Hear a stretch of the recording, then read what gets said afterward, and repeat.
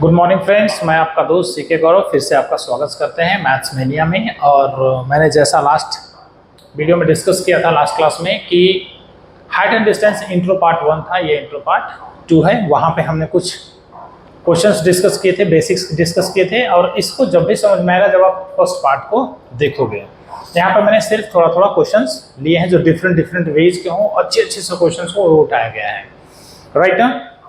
यहाँ पे हम क्वेश्चंस को देखेंगे और सबसे पहला कंडीशन ये है कि आपको क्वेश्चन पढ़ने आना चाहिए। मैंने लास्ट वीडियो में भी यही डिस्कस किया था, आज भी यही कर रहा हूँ। तो मैं ये बोलना चाहता हूँ कि सबसे पहले क्वेश्चन को आपको पढ़ना आना चाहिए। दूसरी चीज, आपको फिगर बनाना आना चाहिए। क्वेश्चन को आपने फिगर में कन्वर्ट कर दिया वेल डिफाइंड तरीके से, मुझे नहीं लगता आपको फिर कोई हरा पाएगा। हाइट एंड डिस्टेंस या फिर सम एप्लीकेशन ऑफ ट्रिगो जो टॉपिक का नाम है, राइट ना। आपको बेहतर तरीके से समझ के और फिगर को उतार देना है, और फिगर बन गया, क्वेश्चन सॉल्व हो गया। तो देखते हैं, समय ना ज़्यादा वेस्ट करते हुए सीधे हम चलते हैं क्वेश्चन पे, है ना। So welcome back once again. Question देखो क्या कर रहा है कि electrician has to repair electric fault on a pole height 5 metre. तो सीधा देखो, हाइट 5 मीटर, ठीक है ना। ए और डी हमने ले लिया हाइट ऑफ द पोल। जो है मैंने बोला है ना, पढ़ते जाना लिखते जाना, यही इसका रूल है ना। Height of the pole A D कितना है अपने पास बेटा, 5 मीटर, राइट। आगे चलो, C needs to reach at point 1.3 metre below the pole, है ना। मीन्स जो फॉल्ट आया है वो 1.3 के नीचे आया है, इधर से 1.3 को छोड़ के आया है, राइट ना। मीन्स इस पॉइंट का नाम दे दिया हमने बी, और हमें जो रिपेयर करना है वो इसी पॉइंट पे करना है। तो जो सीढ़ी लगाओगे, एग्जैक्टली जो लैडर लगेगा वो तो ऐसे ही लगेगा ना बेटा। अगला जो चढ़ के आएगा वो इसी पे आएगा ना, ऐसे ऐसे स्टेपिंग कर दो, ये चढ़ के यहीं से आएगा, राइट ना। क्लियर मेरी बात। तो जब लैडर को लगा रहे हैं, जमीन से टच करा रहे हैं, तो जमीन से टच करते ही कहीं ना कहीं एंगल बन रहा होगा, जो कितने डिग्री का बन रहा है, ढूंढो कितने डिग्री का बन रहा है, 60 डिग्री का। एंगल कितने डिग्री का बन रहा है, 60 डिग्री का। तो एक चीज ध्यान दो, पूरा लैडर आपका 5 मीटर का है, तो बी डी कितना हो जाएगा, 5 माइनस 1.3 मीन्स कहीं ना कहीं 3.7। ये अपना 3.7 मीटर हो गया। दोनों को ऐड कर लेना, आपके पास क्या निकल गया, टोटल हाइट ऑफ द पोल। तो आपसे पूछा पता है क्या है, एक तो ये पूछा है कि पोल और लैडर के बीच का डिस्टेंस क्या है। इसको पढ़ो अच्छे से तो देखिएगा आपको पोल और लैडर के बीच का डिस्टेंस क्या है। तो फाइंड पहला पूछा है उसने DC is equal to what, और दूसरा लेंथ ऑफ लैडर पूछा है, कहीं ना कहीं देखो लिखा होगा, है ना। हाउ फार द फुट, ये पूछ दिया आपको, should we place the foot, देखो। और ये भी पूछ दिया कि शुड क्या है, should see place the foot of the ladder, ये चीज। तो दोनों चीज आपसे पूछा है, एक तो लैडर की लेंथ और दूसरा आपसे पूछा है DC। तो आपसे यहाँ पे लिख देंगे सॉल्यूशन में कि फाइंड, क्या हमसे पूछा है, find the length of ladder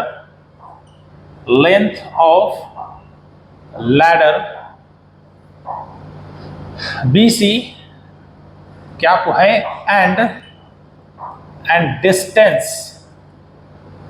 आपसे क्या पूछा है, DC। डिस्टेंस आपसे क्या पूछा है, DC। ये हमारा डिस्टेंस क्या है, लैडर का डिस्टेंस है किससे, पोल से। पोल से और लैडर के बीच का डिस्टेंस कितना है, हमसे ये पूछा है, राइट ना। तो अब देखो, सबसे पहले चलेंगे हम किस में, सबसे पहले चलेंगे हम लोग ट्रायंगल किस में, BD और C में चलते हैं। तो देखो इन ट्रायंगल BD और C में, तो देखो BD अपॉन में क्या हो जाएगा, DC। हमने बताया था ना tan थीटा। तो BD आपके पास कितना है, 3.7, DC आपको निकालना है, और tan कितना हो जाएगा, tan 60। तो 3.7 DC इज इक्वल टू √3। तो अब यहीं पे एक स्टेप और चल लो, यहीं पे चल लो। तो DC इज इक्वल टू कितना हो जाएगा, 3.7 अपॉन √3, और DC is equal to 3.7 upon में 1 पॉइंट कितना ले रखा है, 73। अब इसके बाद तो मुझे नहीं लगता है कुछ करना है, डेसिमल हटा दो। डेसिमल हटाओगे तो कैसे, देखो ऊपर 10 नीचे 20, तो कट के कहीं ना कहीं कितना आ जाएगा, देखो 370 अपॉन 173 आएगा क्या, चेक कर लो, यहाँ देख लो, फिर से देख लो, चेक करो। 37 मतलब 37/10, और ये कितना हो जाएगा 173/100। तो देखो कितना हो जाएगा 37 इंटू 100 अपॉन में 173, 1 0 से 1 0 कट गया, 370 अपॉन में 173। अब इसको क्या करना है, इसको डिवाइड ही तो करना है, तो डिवाइड करके लिख लोगे आप लोग, डिवाइड करके लिख लेना। डिवाइड करके जब लिखोगे तो 4.28 मीटर अप्रॉक्स आएगा, 4.28 मीटर अप्रॉक्स।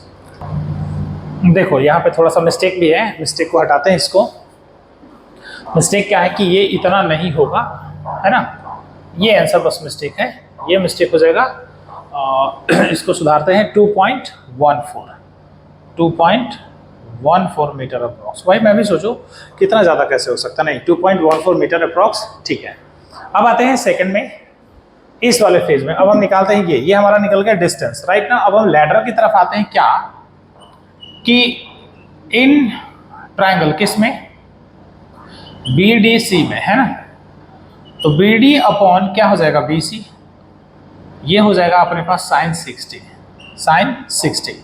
BD अपना क्या है 3.7 और BC अपने पास अभी मालूम नहीं है, ये निकालना है ना, sin √3/2। तो अगले स्टेप में चलोगे तो BC कितना हो जाएगा, देखो ध्यान से, 3.7 इंटू 2 इधर आएगा, है ना, 3.7 इंटू 2, 3.7 इंटू 2 कर दो अपॉन में √3।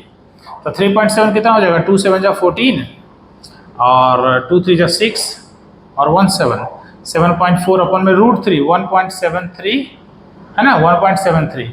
तो क्या हो जाएगा देखो 740 अपॉन में 173। तो BC इज इक्वल टू ये हो जाएगा 4.28 मीटर अप्रॉक्स, ये हो जाएगा 4.28 मीटर अप्रॉक्स। इसका आंसर यहाँ लिख दिया था, इसका आंसर यहाँ हो गया था, है ना। तो इस by mistake, so please be noted.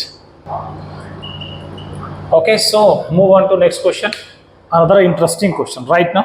ये बड़ा अच्छा क्वेश्चन है कि पढ़ के देखना इसको, मैं एक बार समझा देता हूँ क्या है कि the angle of depression of the top and bottom of an 8 metre tall building from the top of the multi storeyed building. देखो बड़ा ध्यान से देखना, एक बिल्डिंग ये है जिसमें हम रहते हैं A और B, एक इधर साइड का थोड़ा टेढ़ा हो गया, सीधा ले लो,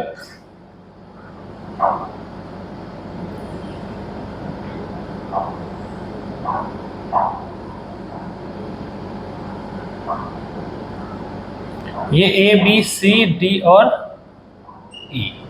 अब ध्यान दो, AB हमारा बिल्डिंग है,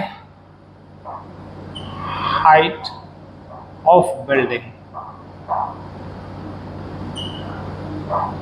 बिल्डिंग इज इक्वल टू क्या है AB जो 8 मीटर है, एंड हाइट ऑफ निकालना है आपको, height of multi storeyed building जो कि क्या है EC, है ना, मल्टी स्टोरेज बिल्डिंग, ये हाइट EC है जिसको हमने H लिया है। तो let EC be H metre, इसको हमने क्या ले लिया, H ले लिया। और बिल्डिंग की हमारी हाइट कितनी है 8 मीटर बेटा। तो देखो ध्यान से, AB अगर 8 है तो DC क्या होगा 8 मीटर होना चाहिए, चेक करो ना। अगर AB 8 है तो DC भी क्या होना चाहिए, AB 8 मीटर, है ना। अब कह रहा है कि angle of depression in the sense क्या, ऐसे नीचे देख रहे हैं, नीचू का बाबा का, ऐसे इस तरीके से नीचे देखते हैं। अब कंडीशन क्या है डिप्रेशन, तो देखो इसके एक पैरेलल लाइन कंसीडर कर लो, पैरेलल। तो जब यहां से ये देखेगा तो ये 30 डिग्री। तो देखिए जब ये और ये लाइन पैरेलल है, दो लाइन जब पैरेलल होता है तो हमने पढ़ा है ना कि जब दो लाइन पैरेलल है तो AE इज द क्या है इंटरसेक्टिंग लाइन। तो इस लाइन की वजह से ये 30 डिग्री हो जाएगा क्या, ऑल्टरनेट इंटीरियर एंगल। फिर यहाँ पे ये वाला एंगल 45 है, ये क्या है 45, ये वाला यहाँ से यहाँ, तो ये इसके पैरेलल जा रहा है। तो जब ये 45 है और ये हमारा ट्रांसवर्सल है तो ये हमारा कितना हो जाएगा 45 डिग्री, ये हमारा क्या हो जाएगा 45, है ना, 45 होगा, यस। तो अब देखने वाली बात क्या है ये ध्यान दो देखने वाली बात क्या है ये ध्यान दो कि सबसे बड़ी बात हमें क्या करना है, अगर ये बेस पता चल जाए, ये बेस, तो हमारा काम हो जाएगा। ये बेस पता चल जाए तो काम हो जाएगा, क्योंकि ये दोनों इक्वल हैं, ये दोनों हमारा क्या है, इक्वल है, हाँ है ना, यस और नो। तो अब देखते हैं क्या कर सकते हैं इसके अंदर, हम लोग वो देखते हैं, राइट ना। तो सबसे पहले चल लो बड़े वाले ट्रायंगल में। किस में चल लोगे, बड़े वाले ट्रायंगल में। तो देखो ध्यान से, बड़े वाले में चल लो, और बड़े वाले चलने से बेहतर है इसको एच ना मान के, इसको एच मत मानो, मिस्टेक कर जाओगे, इसको रहने दो, है ना। इसी को नहीं हम एच मानते हैं, ईडी को एच मानते हैं। किसको, ईडी को एच मान लेते हैं, राइट ना, क्योंकि डीसी तो हमारे पास है ना, इसको हम लोग एच मान लेते हैं, राइट। तो अब चलो छोटे वाले ट्रायंगल में सबसे पहले देखो, इन ट्रायंगल किस में चलोगे, ईडीसी मीन्स ईडीसी, तो ईडी अपॉन में ईडीए में चलो, ईडीए में ED upon DA is equal to tan theta. तो एच अपॉन डीए, डीए तो मालूम नहीं है ना, और tan कितना 30, तो एच एज इट इज रहने तो डीए tan 30 कितना 1/√3, तो डीए अपने पास कितना मिल गया √3h। क्या मिल गया, DA is equal to √3h। अब चलो अगेन इन ट्रायंगल किस में, ई सी और बी में, तो ई सी अपॉन में B C is equal to tan theta. अभी भी यही है ना बेटा, देखो ना, perpendicular upon base, perpendicular upon base. Perpendicular क्या है, देखो ई सी क्या है आपके पास, h + 8 अपॉन में B C is equal to tan कितना 45। तो देखो ध्यान से, h + 8 B C is equal to 1, तो क्या हो जाएगा कि B C is equal to h + 8, B C is equal to h + 8, है ना। B C is equal to क्या हो जाएगा, h + 8। ध्यान दो, रीजन क्योंकि इसका वैल्यू क्या है, इक्वल है, इक्वल है। और हमने ये पढ़ा था क्या कि B C is equal to A D या D A, B C is equal to A D कह लो या डी ए भी कह लो, एक ही बात है। B C is equal to D A, ये बताया था ना कि ये इसके इक्वल है। और डी ए की वैल्यू क्या लेके आए हो, देखो क्या लेके आए हो, √3h। तो यहाँ पे क्या लिख दोगे, लिख दो B C is equal to क्या हो जाएगा √3h, है ना, और is equal to h + 8, h + 8। तो h का वैल्यू निकालना जरूरी है। फिर हमें चाहिए क्या था, हमें चाहिए क्या था, h की अगर वैल्यू आ जाती है ना, तो h यहाँ से निकल जाएगा, देखो √3h - h + 8, h को कॉमन ले लो तो √3 - 1 इज इक्वल टू 8, ये हो सकता है ऐसा। तो h का वैल्यू अपने पास कितना आ जाएगा, देखो 8 अपॉन में √3 - 1, और हम सबने पता है कि नीचे 8 नहीं होगा, मीन्स सॉरी रूट में नहीं होगा, रेशनलाइज कर लो किससे, √3 + 1 और नीचे भी √3 + 1 से। तो h इज इक्वल टू ऊपर हो गया 8 √3 + 1 और नीचे हो जाएगा √3 × √3 और -1, तो कितना हो जाएगा 8 √3 + 1 अपॉन में कितना 2 से ये कट जाएगा, तो h का वैल्यू कितना आ गया 4 √3 + 1, ये निकल गया हमारा 4 √3 + 1। लेकिन हमें क्या चाहिए था, पूरा height of the storage building, height of the क्या चाहिए था, ईसी स्टोरेज बिल्डिंग। तो ईसी निकालने के लिए क्या करते थे हम लोग, क्या करेंगे ईडी + डीसी। तो देखो ईडी कितना है, ईडी हमारे पास h आया है, तो कितना हो जाएगा ये 4 √3 मल्टीप्लाई कर दो 4 + 8, तो क्या हो जाएगा 4 √3 + 12। अब यहाँ से 4 कॉमन ले लो तो 3 + √3 metre is the right answer, है ना। ये काफ़ी इंटरेस्टिंग क्वेश्चन था, ये काफ़ी इंटरेस्टिंग क्वेश्चन था। तो इसको ध्यान से पढ़ना, एक बार रिकैप करना, नहीं समझ में आएगा फिर से मुझे कमेंट्स में डालना, कमेंट्स के साथ नहीं समझ में आया मैं फिर से बना के बताऊंगा, बट आई होप बहुत अच्छे से समझा दिया होगा, है ना। सो प्लीज बी नोटेड। चलिए एनसीईआरटी एग्जाम्पल का ये लास्ट क्वेश्चन है, इसके बाद 2 क्वेश्चन आर डी शर्मा का लूंगा इसी एग्जाम्पल में और इसी सीरीज में। ये देखते हैं, बहुत ही अच्छा क्वेश्चन है ये। कह रहा है कि from a point on the bridge across a river the angle of depression, मैंने बताया था ना कि जब भी डिप्रेशन होता है वो नीचे होता है, बट उसको एक पैरेलल लाइन कंसीडर करके एंगल को नीचे ले जाना, क्योंकि थीटा तो नीचे से निकालेंगे ना, वो इजी होता है, ऊपर से कभी टारगेट मत करना। देखो कैसे कह रहा है कि एक ब्रिज है ना, ये ब्रिज है, ये ब्रिज है,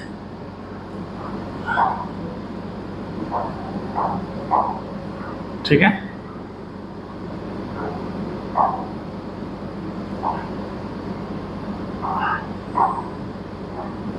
ऐसे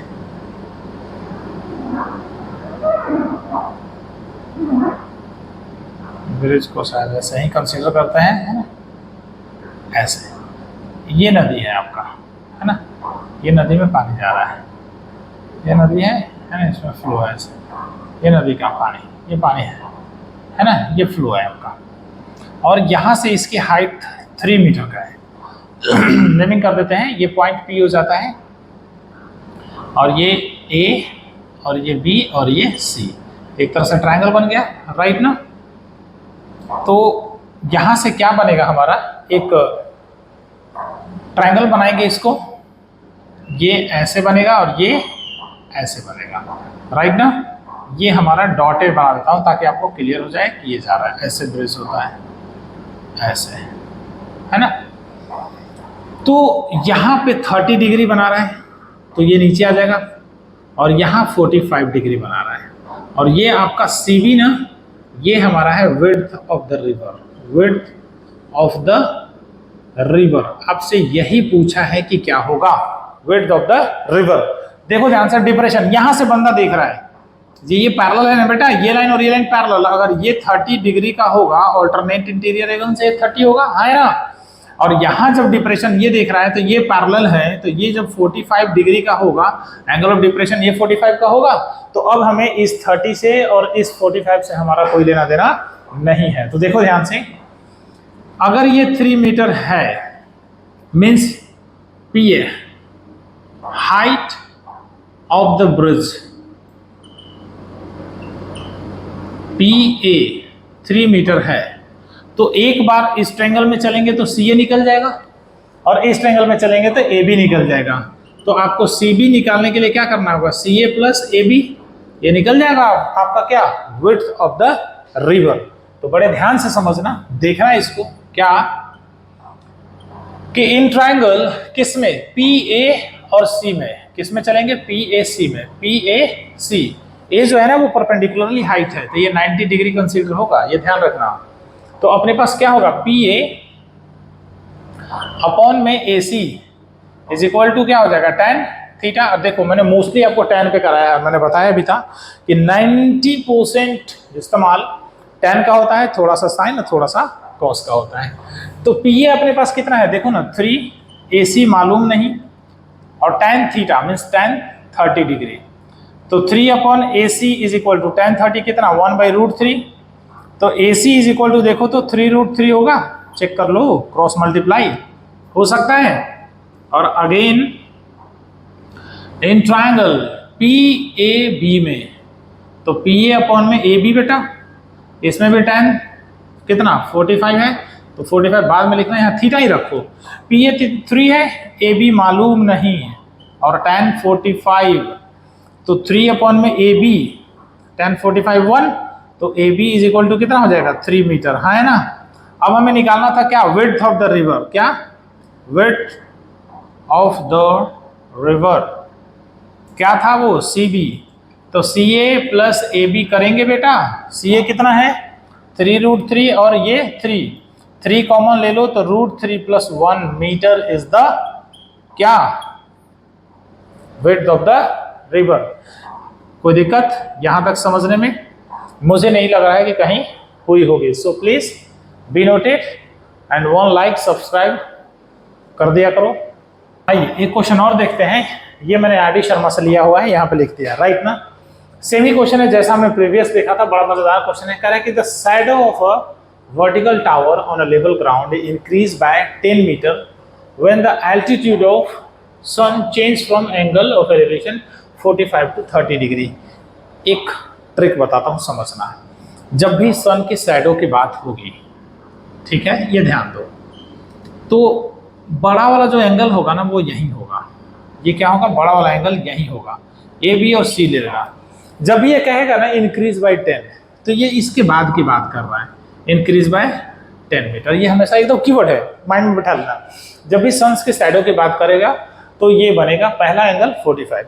इंक्रीज मतलब 10 मीटर, ये 10, 20, 30 कुछ भी, जैसा लास्ट कहा था। और कह रहा है ना कि 45 to 30, 10 मीटर इंक्रीज कर गया, तो अब 45 से एलिवेशन क्या बन गया? 30 बन गया। तो इसने पूछा है कि find the height of the tower correct 1 decimal place तक। तो ए बी को लेट एच कर लो और बी सी को एक्स मान लो।